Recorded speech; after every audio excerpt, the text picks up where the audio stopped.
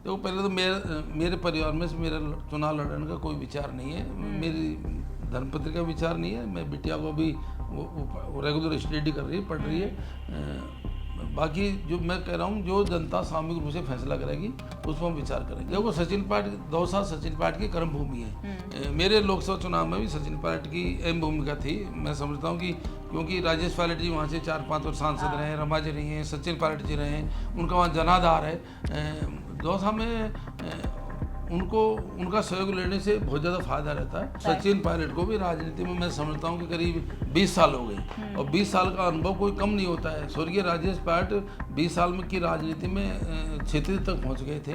तो सचिन पायलट बहुत अनुभवी नेता हो गए। वो नए लड़के नहीं हैं, मतलब ये है कि वो युवा हैं और युवाओं को राजनीति में इंटरेस्ट है। युवा सचिन पायलट को पसंद करते हैं। मैं समझता हूँ कि युवाओं को राजनीति में मौका देने से नई जनरेशन राजनीति में ज़्यादा जुड़ती है और उसका हमारी पार्टी को फायदा भी होता है। तो उपचुनाव में युवाओं को मौका मिलेगा। नरेश मीणा दौसा से चुनाव लड़ने की तैयारी कर रहे थे लोकसभा चुनाव में। फिर ये सोशल मीडिया से नेता नहीं बनते हैं, इसके लिए जमीनी स्तर पर काम करना पड़ता है। तो जमीनी स्तर नरेश मीणा को मैंने पहले ही बहुत समझाया था कि कोई विधानसभा सेलेक्ट करें, क्षेत्र सेलेक्ट करें और उसमें बैठ के शांति से काम करें, जनता में जगह बनाए।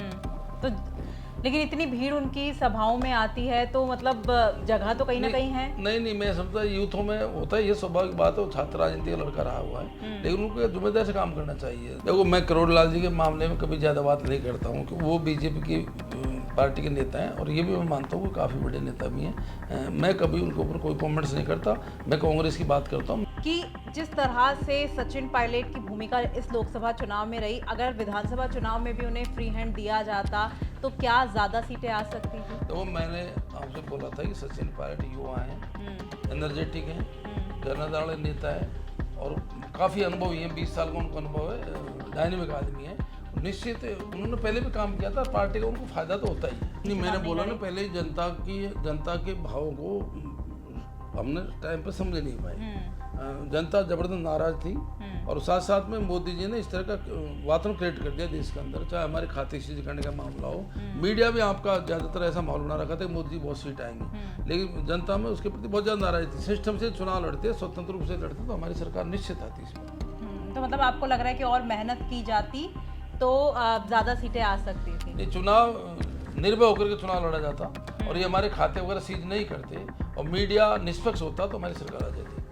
दौसा की राजनीति को समझना हर किसी के बस की बात नहीं है। यहाँ के दाव पेच हर चुनाव में बदलते हैं, लेकिन इन दाव पेचों को समझने में माहिर हो चुके हैं मुरारी लाल मीणा, जो इस वक्त हमारे साथ मौजूद हैं और लोकसभा चुनाव में 2 लाख से ज़्यादा वोटों के अंतर से जीत करके आए हैं। और अगर राजस्थान में कांग्रेस में कहें तो ये एक सबसे बड़ी जीत जो है वो कही जा सकती है। मुरारी जी, बहुत बहुत स्वागत है और जीत की बहुत बहुत बधाई। धन्यवाद। विधायक तो कई बार रह चुके हैं, सांसद पहली बार बने हैं, कैसा एक्सपीरियंस रहा संसद का, वो हमारे दर्शकों को बताइए। देखो जी, मैं 4 बार विधायक रह चुका और सामान्य सीट से रहा हूँ। पहले 1 बार बांदीकुई से, 3 बार दौसा से और इस बार बहुत अच्छा समर्थन जनता ने दिया है। पहले तो जनता को बहुत बहुत आभार, बहुत बहुत धन्यवाद। अभी मैं सांसद पहली बार बना हूँ। मैं समझता हूँ कि कोई ज़्यादा चेंज नहीं है। अब नेशनल पॉलिटिक्स और स्टेट पॉलिटिक्स थोड़ा डिफरेंस तो होता ही है। मुद्दे अलग होते हैं, सोच अलग होती है, ये बड़े स्तर की बातें होती हैं, वहाँ स्टेट लेवल की बातें होती हैं। तो ये धीरे धीरे सारी बातें वो समझ जाएंगे। मैं समझता हूँ कि प्राइमरी स्टेज पर तो सारी चीज़ करीब कॉमन ही होती हैं। विधायक आप रहे, उसके बाद आप सांसद बन गए हैं, तो ऐसे में क्या प्राथमिकताएं आपकी रहेंगी, क्या मुद्दे रहेंगे? तो पहले तो इस बार जब हम लोकसभा चुनाव में गए थे, 2 तरह के मुद्दे लेके गए थे हम। एक मुद्दे थे गवर्नमेंट ऑफ इंडिया की, जो भारत सरकार के बड़े मुद्दे होते हैं। इन मुद्दों में थे संविधान संशोधन के मुद्दे थे, जो हमारी पार्टी का मेन एजेंडा है। आरक्षण के मुद्दे थे, इसके अलावा अग्निवीर के मुद्दे थे, युवाओं की बेरोजगारी के मुद्दे थे। तो इन मुद्दों को जो लेके गए थे, इन मुद्दों को मजबूती से लोकसभा में रखेंगे। आपको पता है अभी हाल ही में जैसे 2-3 रोज से लोकसभा चल रही है, संविधान का मुद्दा तो हमारी पूरी पार्टी ने बहुत मजबूती के साथ में लोकसभा में उसको रख रहे हैं। दूसरा स्टेट लेवल के मुद्दे भी थे हमारे, क्योंकि 4-6 माह में जो राजस्थान सरकार थी उन्होंने धीरे धीरे हमारी योजनाओं को समीक्षा के नाम पे या तो बंद किया या कमजोर किया। इस बात को लेके भी हम जनता के बीच में गए, जनता में नाराजगी थी।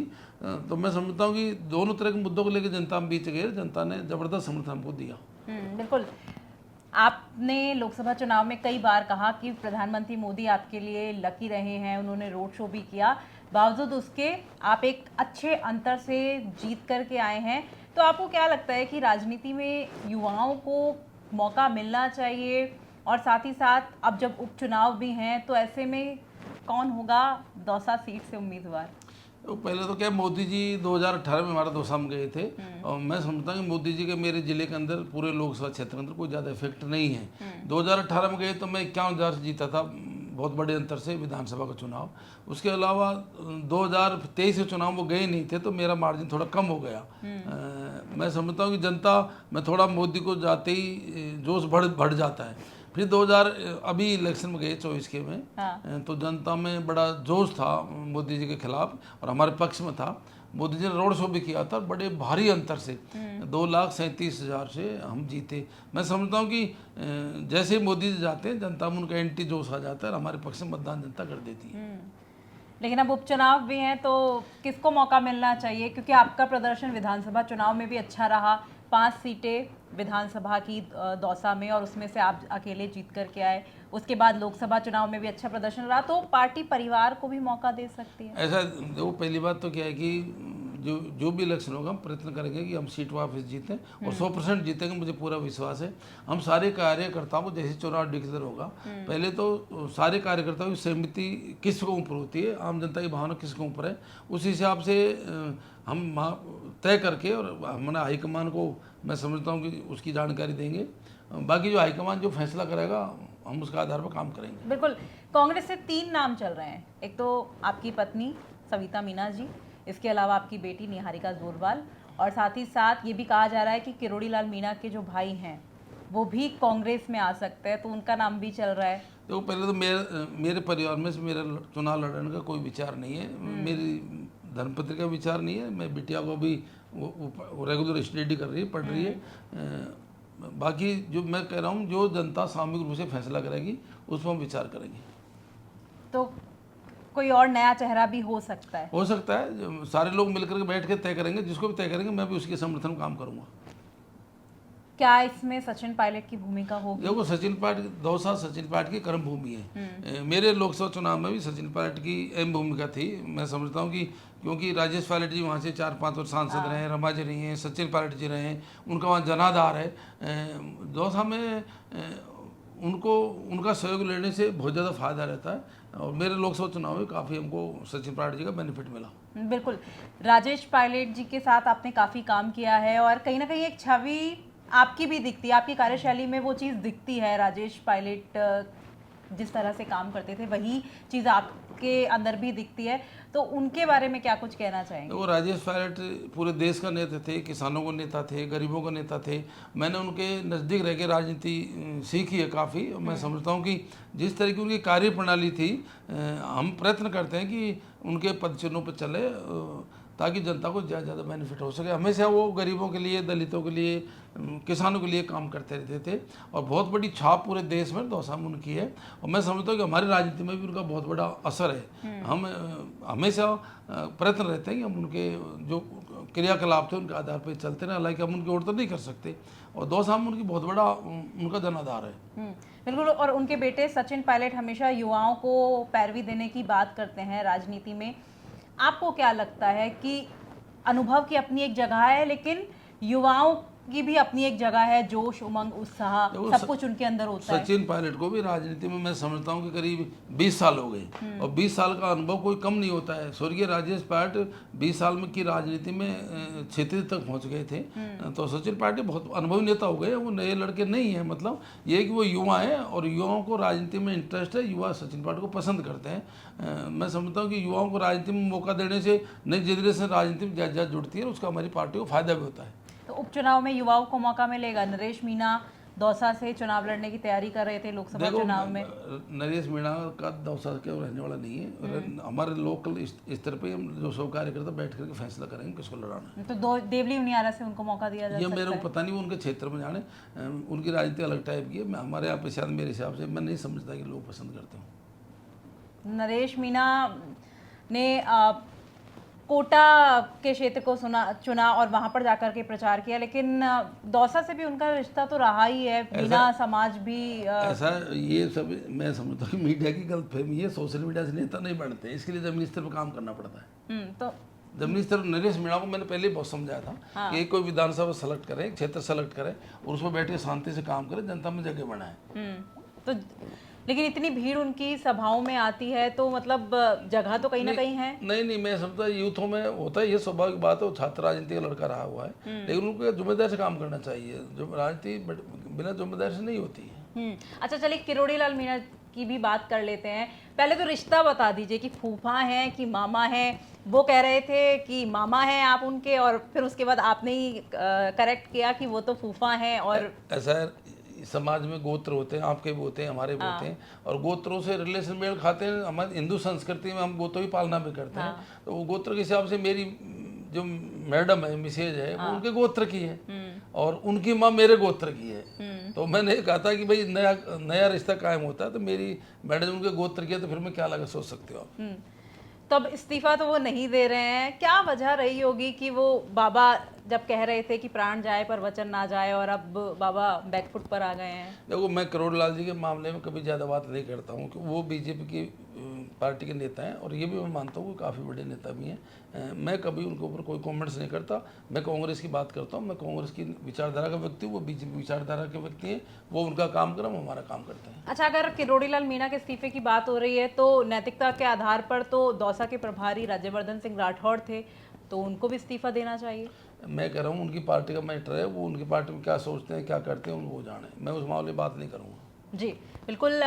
और आपको क्या लगता है कि और भी बहुत सारी चीज़ें हैं, खेला हो सकता है क्या बीजेपी में? क्योंकि कई लोग कह रहे हैं कि कांग्रेस में हुआ, लेकिन अब बीजेपी में भी हो सकता है। वसुंधरा राजे जो हैं वो कुछ ना कुछ कर सकती हैं। देखो, इस बार बीजेपी ने जिस तरह का माहौल बनाया था, 400 पार, ये पार वो पार, मैं समझता हूँ जनता ने उसको नकार दिया। और जनता ने जनता ये समझ गई थी 400 पार क्यों चाहिए, जनता ने उनको स्पष्ट बहुमत दिया नहीं है। अब ये प्रजातंत्र है, इसमें सब चीज़ संभव है, सब चीज़ संभव है, कुछ भी हो सकता है, इसमें कुछ कहा नहीं जा सकता।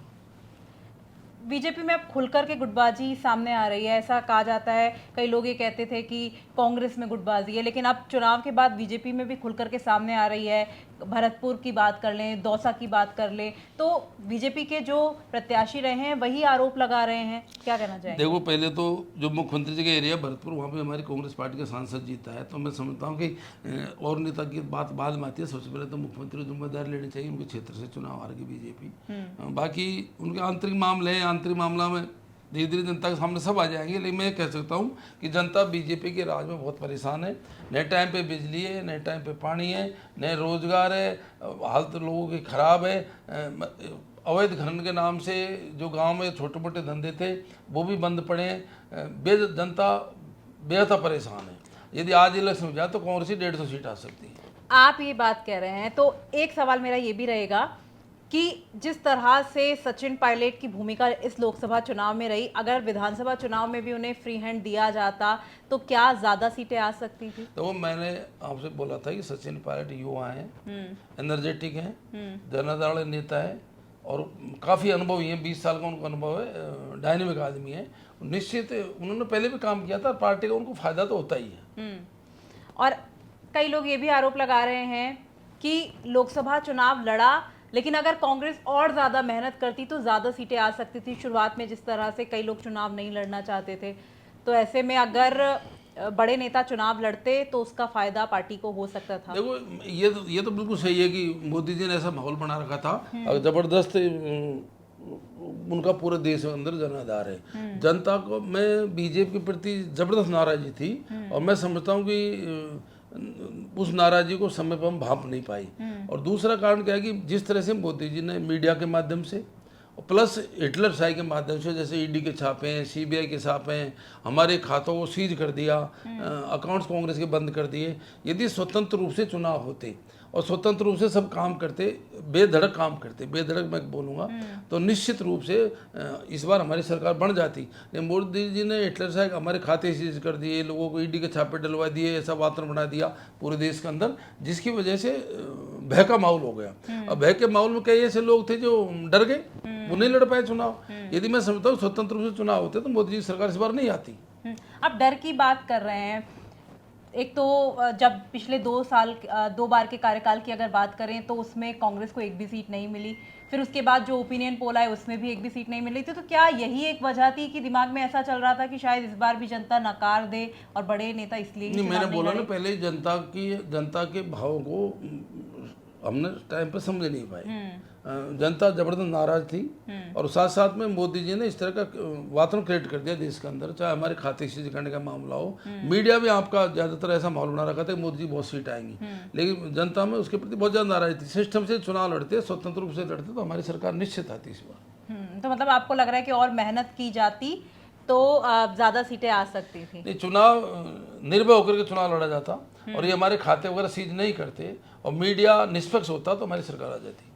ठीक है, चलिए, तो ये थे मुरारी लाल मीणा जो कह रहे हैं कि अगर डर का माहौल नहीं होता और ज़्यादा मेहनत करते तो ज़्यादा सीटें आ सकती थी। कैमरा पर्सन नितेश के साथ मैं आंचल गुप्ता, राजस्थान तक के लिए।